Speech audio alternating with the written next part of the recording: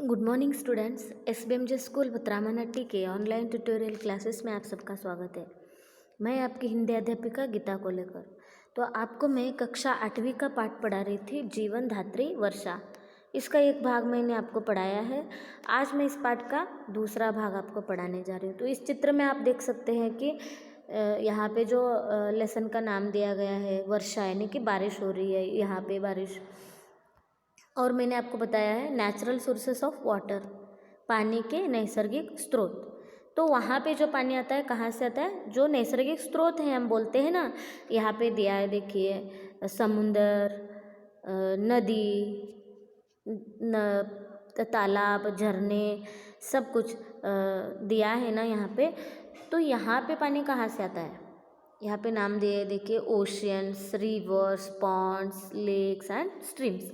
तो यहाँ पे पानी कहाँ से आता है, ये आपको मैंने उस भाग में पढ़ाया था।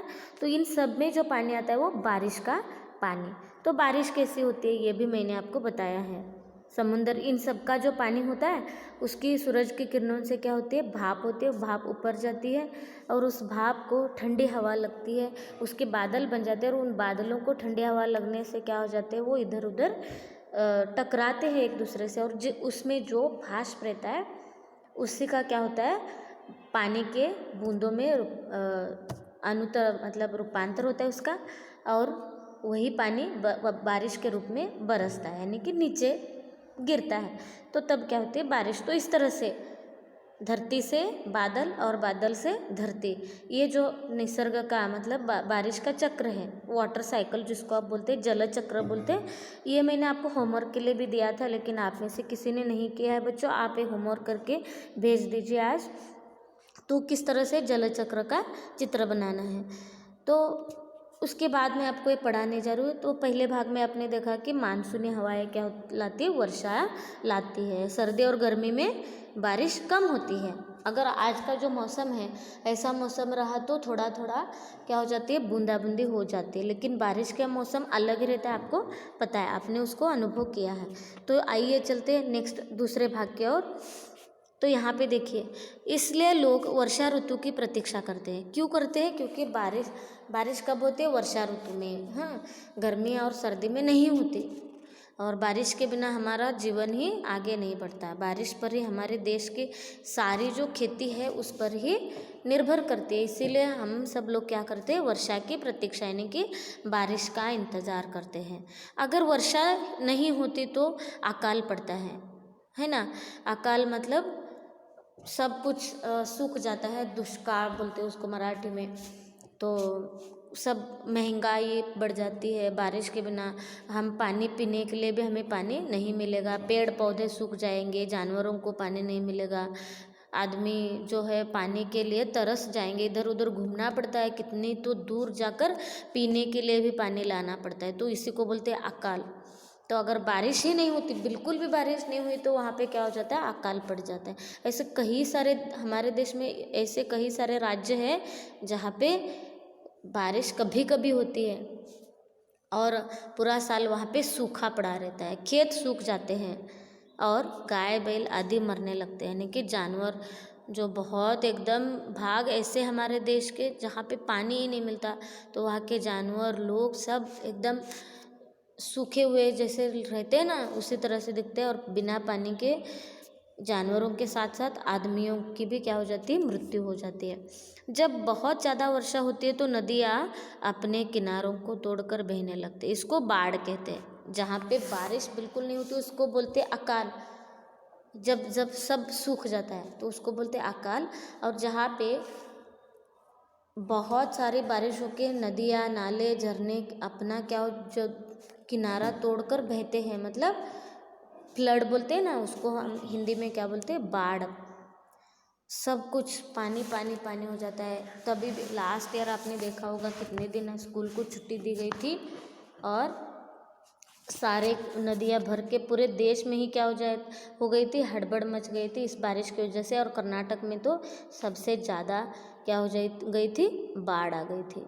तो नदियाँ जो है अपने किनारों से भी ज़्यादा बहती है, यानी कि वहाँ पे पानी ओवरफ्लो हो जाता है और वो बहने लगता है जहाँ पे रास्ता मिलता है वहाँ, और सबके घरों में वगैरह भी पानी आ जाता है।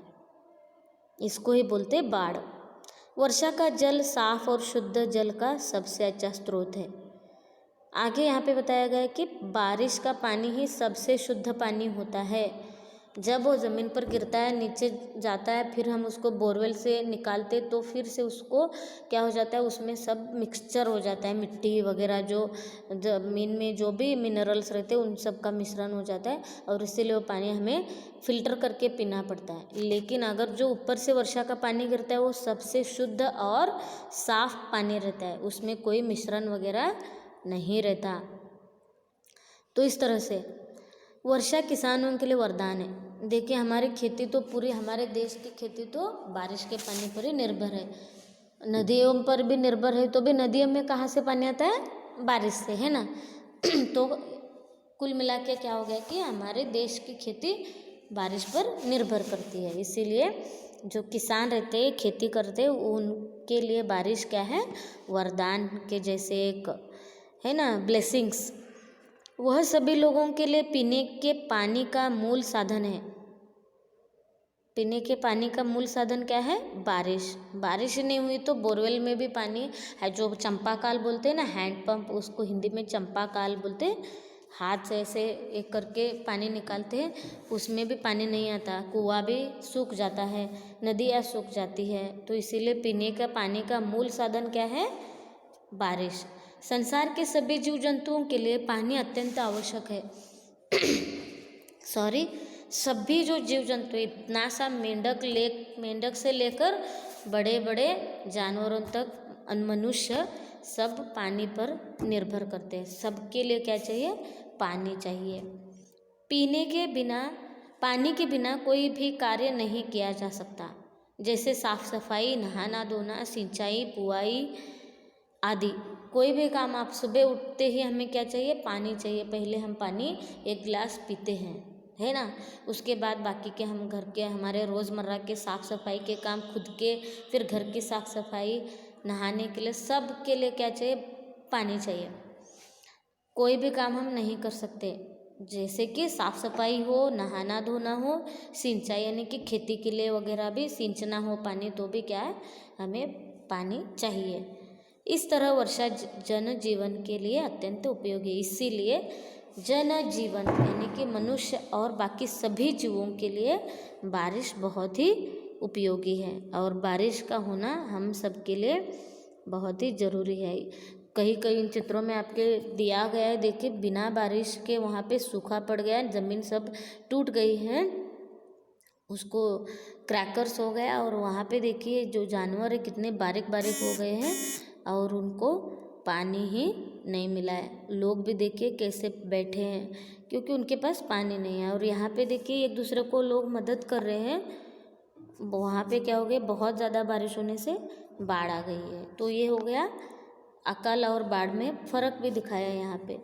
और इसी तरह से हम सब के लिए जीवन, अगर हमारा जीवन आगे बढ़ना है, हमारा जीवन खेती पर निर्भर है, तो खेती के लिए, सब के लिए बारिश किस तरह से उपयोगी है, और कितनी बारिश का होना कितना ज़रूरी है। तो बारिश होने के लिए हमें बहुत ज़्यादा पेड़ लगाने चाहिए। पेड़ों से क्या हो जाती है, ठंडाई रहती है और ज़मीन में, और बारिश होने के लिए पेड़, जंगल जो है बहुत मदद करते हैं। तो इस तरह से पाठ जीवन धात्री वर्षा, तो इन सबको जीवन देने वाली वर्षा। तो आशा है बच्चों ये पाठ आपको समझ में आया होगा। अगर इसमें कोई शंका है तो आप मुझे इस नंबर पे कॉल कर सकते हैं या फिर जीमेल कर सकते हैं। वीडियो देखने के लिए धन्यवाद।